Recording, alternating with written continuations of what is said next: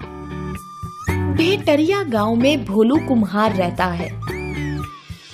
वो हमेशा ही इस बात से दुखी रहता है कि वो जो भी करता है उसमें असफल हो जाता है, जबकि उसी गांव का रामलाल कुम्हार हमेशा अपने हर काम में सफल हो जाता है, जिसकी वजह से उसके पास बहुत पैसा है और भोलू कुम्हार के जीवन में हमेशा ही गरीबी बनी रहती है।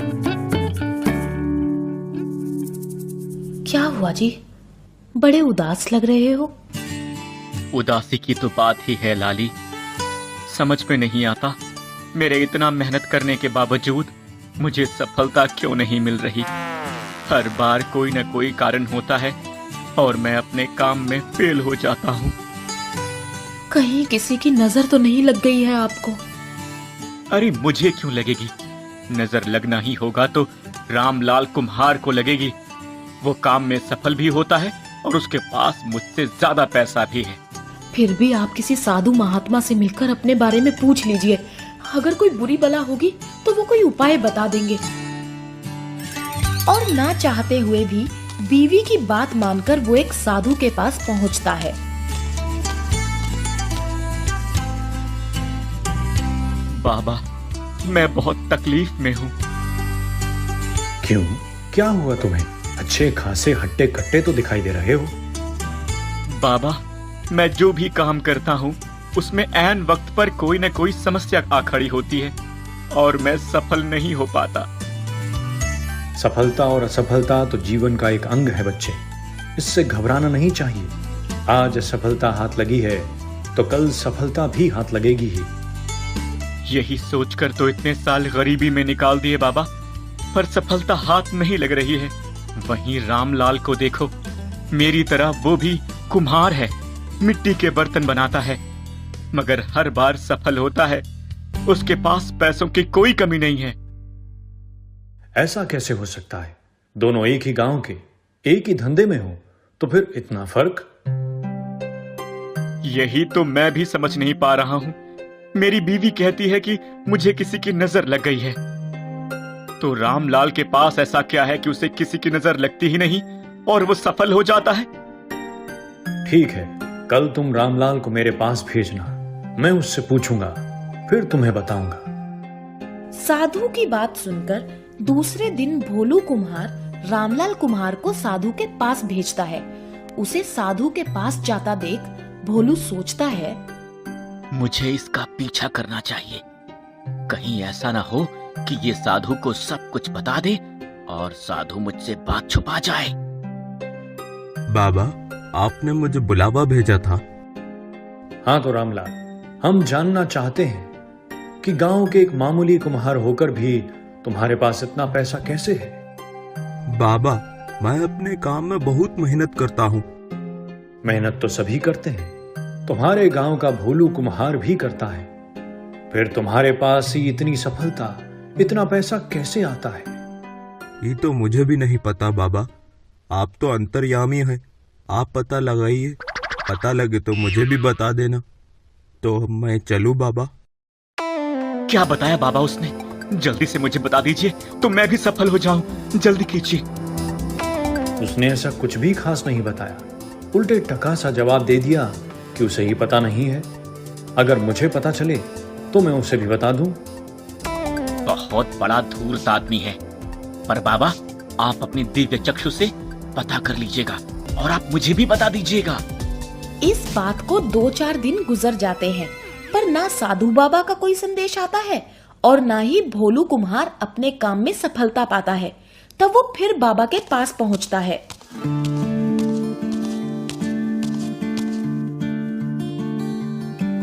बाबा, 4 दिन गुजर गए, आपने कोई उपाय नहीं बताया। उपाय मिल गया है बच्चे, और इसके लिए तुम्हें और रामलाल को मेरा एक कार्य करना होगा। कौन सा काम बाबा? आप बताइए, मैं अकेले ही कर दूंगा। नहीं, कार्य तुम दोनों को करना होगा। कल तुम एक बार फिर रामलाल को लेकर मेरे पास आना। बाबा से उपाय मिलने की बात सुनकर भोलू कुम्हार की खुशी का ठिकाना नहीं रहा। दूसरे दिन सवेरे ही सवेरे वो रामलाल को लेकर साधु बाबा की कुटिया में पहुंच गया। प्रणाम बाबा। आपने आज फिर मुझे याद किया। हाँ, आज आप दोनों को शहर के बाजार में लाला भाई की दुकान पर 50-50 मटके पहुंचाने हैं। वो मेरा शिष्य है, वो तुम्हें मटके के पैसे दे देगा। पैसे लेकर तुम दोनों मुझे दिखाना। ये तो कोई कार्य नहीं हुआ बाबा, मुझसे कह देते, मैं ही पहुंचा देता। इसके लिए रामलाल को बुलाने की क्या जरूरत थी? कार्य तुम दोनों को ही करना है बच्चों। जाओ, कार्य पूरा होने के बाद मुझसे मिलना। भोलू को साधु की एक कार्य वाली बात सुनकर अटपटी लगी। फिर भी वो अपने घर गया और अपने बनाए हुए 50 मटके लेकर अपनी बैलगाड़ी में बैठा और शहर की ओर निकल पड़ा। चल चल चल चल चल, अरे बढ़ो भाई बढ़ो। मटके शहर पहुंचाकर आने के बाद बाबा जरूर मुझे अमीर बनाने का कोई बढ़िया सा उपाय बताने वाले हैं। जल्दी चलो जल्दी चलो, अरे हट जाओ भाई।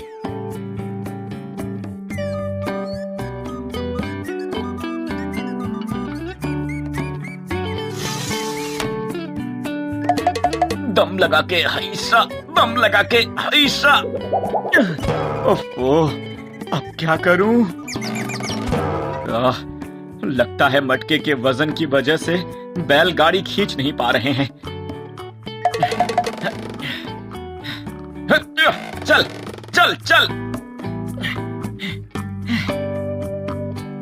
क्यों भाई, मटके बेचने हैं? अरे नहीं नहीं, ये तो एक साधु बाबा ने लाला भाई की दुकान पर देने के लिए कहा था। पर उनकी दुकान तो शाम 6 बजे तक खुली रहती है। अभी 6:30 बज गए, दुकान बंद हो गई है।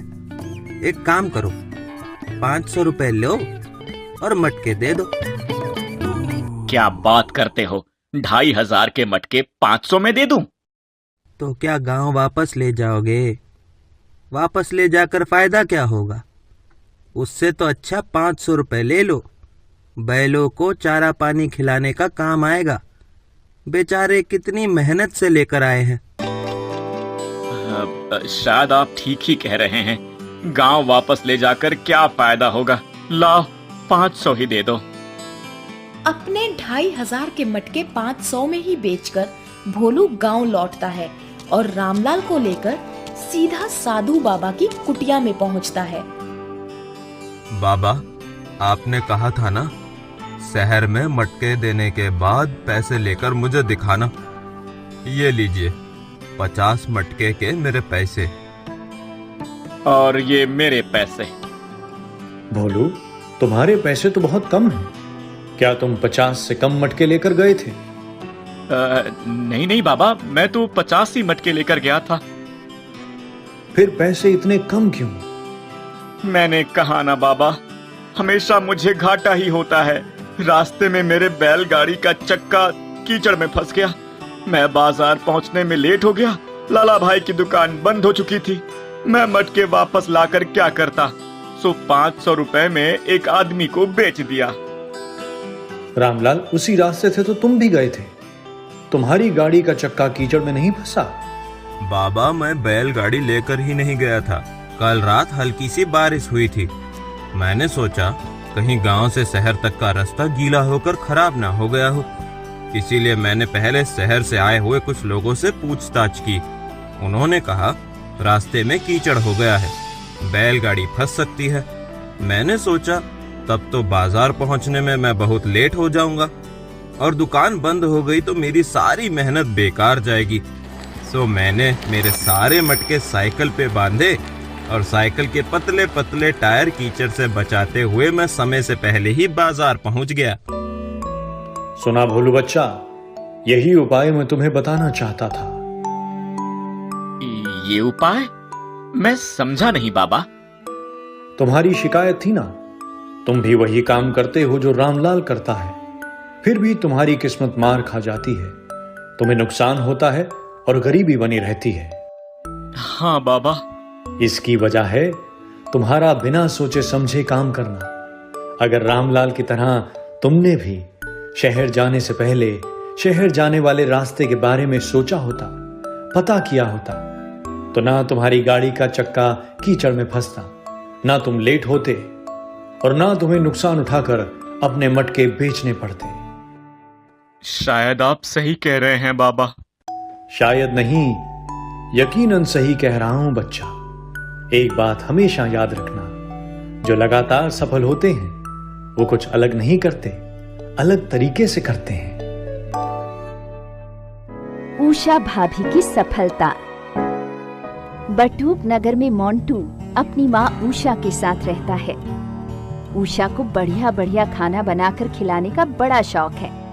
उसके इस शौक की वजह से उसके पति हमेशा परेशान रहते थे और उसे मना करते थे।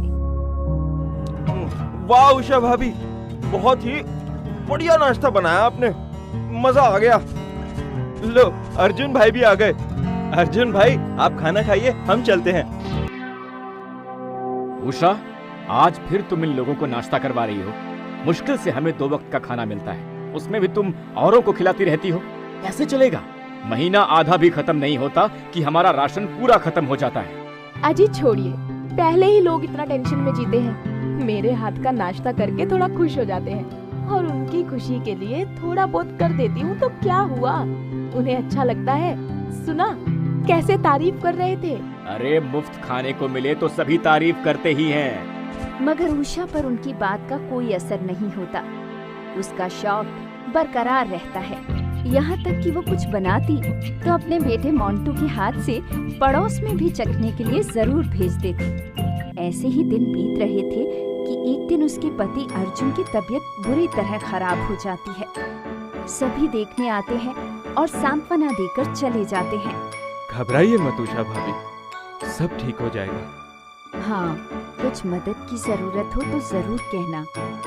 मैंने चेक कर लिया है, इनके इलाज में करीब 10,000 का खर्चा आएगा। 10,000? डॉक्टर तो अपनी बात कहकर चला जाता है। उषा की समझ में नहीं आता है कि इतना पैसा कहाँ से लाए। लिहाजा अर्जुन बिस्तर पकड़े ही पड़ा रह जाता है। एक दिन मोंटू बाहर से आ रहा होता है, तभी पड़ोस के काका मोंटू से कहते हैं, मोंटू बेटा, ये ले पैसे, बाबू की दुकान से मेरे लिए छोले भटूरे ले आ।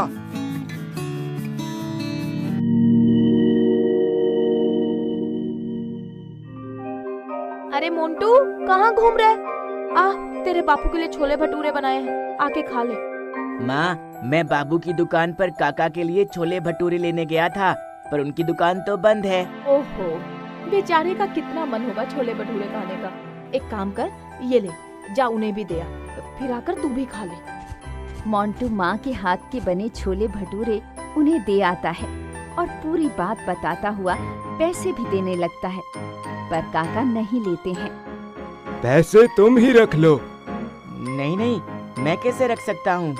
बेटे, वैसे भी बाबू की दुकान खुली होती तो मेरे पैसे जाते ही ना, समझो चले गए। पर मोंटू नहीं लेता है। दूसरे दिन पड़ोस की कमला आकर कहती है, उषा बहन, मैं 2 दिनों के लिए मायके जा रही हूँ। जरा 2 दिनों तक मेरे पति के लिए रोटी सब्जी भेज देना। भेज तो मैं देती कमला, पर क्या करूँ, घर में आटा ही नहीं है और अभी इनकी तबीयत खराब है, पैसे भी नहीं है कि ले आऊं। कोई बात नहीं, ये लो 100 रुपए। 1 किलो आटा मेरे पति के लिए ले आना। अरे पर ये 100 रुपए क्यों? 1 किलो आटा तो 50 रुपए का आता है ना। 1 किलो तुम्हारे लिए भी ले आना। नहीं नहीं बहन, मैं ऐसे कैसे ले सकती हूँ? ओफो, जब आए तो वापस कर देना, नहीं तो बाद में 1 किलो आटे के पराठे बनाकर भेज देना मेरे घर। और इस तरह उषा के घर पर 1 किलो आटा आ जाता है तो वो पड़ोसी कमला के पति के लिए ही नहीं, अपने पति और बेटे के लिए भी पराठे बनाती है। दोनों का पेट भर जाता है। 2 दिन बाद कमला वापस आती है। उसकी मुलाकात उसकी सहेली बिमला से होती है। क्या हुआ बिमला, तुम काफी परेशान लग रही हो। क्या बताऊं बहन, मैं मायके जा रही हूँ। मेरे पति को छुट्टी नहीं मिली। अब 1 हफ्ते तक वो कैसे खाना खाएंगे? ये बाबू की दुकान भी बंद है। अरे उषा बहन से कह दो, मैं मायके गई थी तो उसने ही मेरी हेल्प की थी। दोनों उषा के पास पहुँचती हैं। उनकी बात सुनकर उषा खुश हो जाती है। हाँ हाँ, क्यों नहीं, भाई साहब के लिए 4 रोटी और सेक दूंगी तो थक थोड़े ना जाऊंगी। मुझे पता है बहन, वैसे भी तुम्हें खाना बनाने और खिलाने का तो बड़ा शौक है, हो भी क्यों ना, आखिर सभी खाकर खुश भी हो जाते हैं। उषा बहन, तुम एक काम क्यों नहीं करती? बाबू की दुकान तो वैसे भी बंद रहती है, क्यों ना तुम ही एक स्टॉल खोल लो? अरे मैं? हाँ, वैसे भी सभी तुम्हारे खाने की तारीफ करते हैं, किंतु तुम्हें बार बार कहते शर्माते हैं। स्टॉल होगा तो लोग पैसे देकर खाएंगे, तुम्हारी खिलाने की इच्छा भी पूरी हो जाएगी और हम जैसे लोगों की मदद भी हो जाएगी। और उनके काफी कहने समझाने पर उषा एक स्टॉल खोल लेती है, जिस पर मोंटू बड़े ही प्यार से लिखता है माँ की रसोई। और फिर माँ की रसोई स्टॉल देखते ही देखते फेमस हो जाता है। भाई वाह उषा भाभी, सचमुच आपके हाथ में अन्नपूर्णा का वास है। कितना स्वादिष्ट बनाया है, वाह। अरे उषा भाभी तो हमेशा ही हर चीज स्वादिष्ट बनाती थी। जमींदार साहब, फिर भी आप तो हमारे घर खाना खाने आए नहीं, होली दिवाली पर ही आए हैं बस। क्या करे भाभी जी, रोज रोज आपसे कहते शर्म आती थी। आखिर आपके राशन पर खर्चा भी तो होता था ना। अब स्टॉल खोल लिया है, खुल कर खाएंगे। हाँ भाभी, पहले हम संकोच में बोल नहीं पाते थे कि क्यों आपको तकलीफ दें। हाँ, अब तो दिल खोल कर बोलेंगे, जी भर कर खाएंगे। उषा का स्टॉल चल निकलता है, सफलता के नए नए झंडे गाड़ देता है। लोग चटखारे ले लेकर उसकी बनाई चीजें खाते हैं। मोंटू भी अपनी माँ के काम में हाथ बटाता है। उषा की दिन दूनी रात चौगनी कमाई हो जाती है। उस कमाई से न सिर्फ उषा के घर के हालात सुधर जाते हैं, बल्कि वो अपने पति का पूरी तरह इलाज भी करवा लेती है। उषा जी, अब अर्जुन भाई साहब पूरी तरह से ठीक हो गए हैं, चिंता की कोई बात नहीं। धन्यवाद डॉक्टर साहब। धन्यवाद तो आपको अपनी पत्नी का करना चाहिए। इन्होंने अपनी मेहनत से तुम्हारे इलाज के लिए पैसे इतनी जल्दी जुटा लिए कि कोई विश्वास नहीं कर सकता। मुझे माफ करना उषा, मैं तुम्हें हमेशा स्वादिष्ट खाना लोगों को खिलाने से रोकता था, पर आज एक बात मेरी समझ में आ गई है। इंसान का शौक भी कभी कभी उसकी कमाई और सफलता का सबसे बड़ा जरिया बन जाता है।